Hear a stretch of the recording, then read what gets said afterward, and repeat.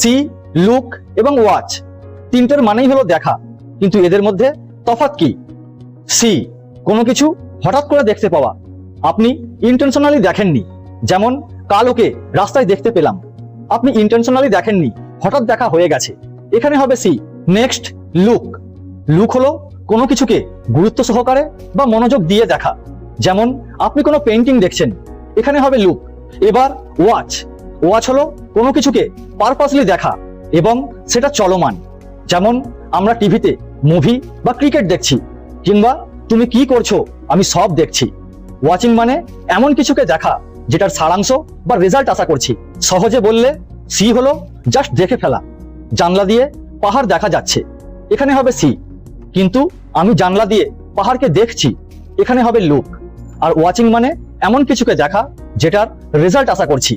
Information কাজের মনে হলে শেয়ার করতে পারেন।